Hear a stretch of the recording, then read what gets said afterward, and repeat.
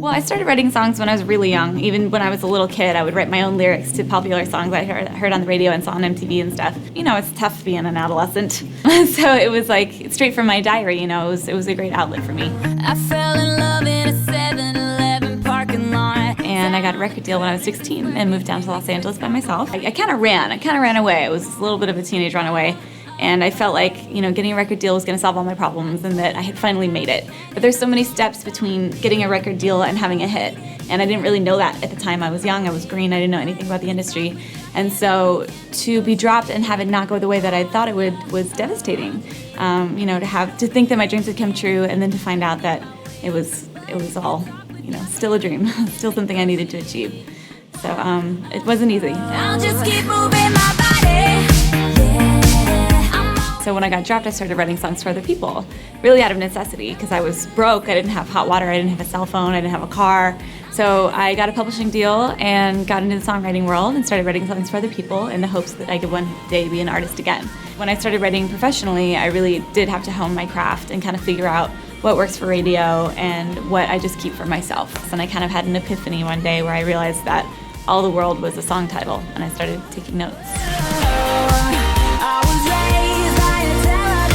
Usually I'm a lyricist, that's what I'm known for, and I start with titles a lot because I feel like if you open your ears to them and your eyes to them, they're everywhere. They're on billboards, they're in conversations you're eavesdropping at the grocery store, they're movie titles, you know, the world is full of song titles. And so I just have a list that I go through, and in pop music, usually there's already a track finished, and so I can kind of listen to the track and decide, does it sound like a sad song, is it a love song, is it a party song, what is it? And then I look at my list of titles and kind of find a title that looks the way that the track sounds and sort of weave a story around that.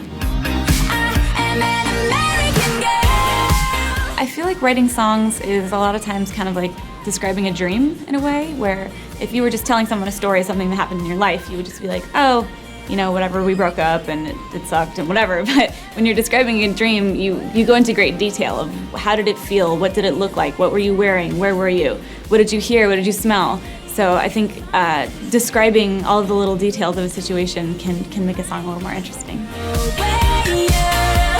I've been lucky enough to where the songs that I've been writing have been co-writing with the artists themselves. So I've written with Katy Perry, Kesha, Adam Lambert, Kelly Clarkson, Carly Rae Jepsen, all these people. When I go in the studio with them, I'm going in for them, you know, I'm like for hire. So I come in and I put on my songwriter hat and I'm thinking about them and I'm thinking about what do they want to say. It's kind of like a little therapy session where I talk to them about what they're going through and what inspires them and what do they want to say as an artist. And then when I go in for myself, then I save all the best stuff for me.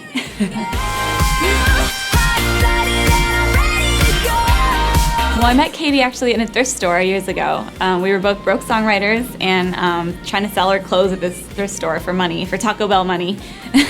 And we were just fast friends. You know, we had similar style, and we used to play shows together at Hotel Cafe, and you know, we were very similar and kind of had a mutual fascination with one another. And you know, she put out her first album and then brought me in on the second one, and it was just kind of a dream team. Dr. Luke and Max Martin are like my songwriting Yodas, where I feel like, you know, they're my mentors. They've taught me everything, and you know, I came in with raw talent, and they kind of helped me chisel away and make it into almost a science in a way. But it's very Warholian in a way because they're able to mass produce art, but it still has heart. And it still has soul, and it still makes people feel something. And so I think that they're geniuses, and every time I write with them, I learn something new. When I went in to write American Girl, I went in writing for myself. It was a title that I had been holding on to for a while, and I just thought, you know, I know that Carrie Underwood did All American Girl, and Tom Petty obviously slayed it with American Girl. And I just thought, I hadn't seen like a pop girl use that title yet, which seems surprising because it seemed like such an obvious title. And I really just kind of pulled from my own experiences of being a teenager in America. And you know, it's kind of a celebration of youth and the freedom of being an American, but also kind of a satirical wink and nod at the frivolousness of the American teenager. I think it's fun to kind of celebrate those things, being raised by television and buying a new heart out of a vending machine. Those are pretty good problems to have.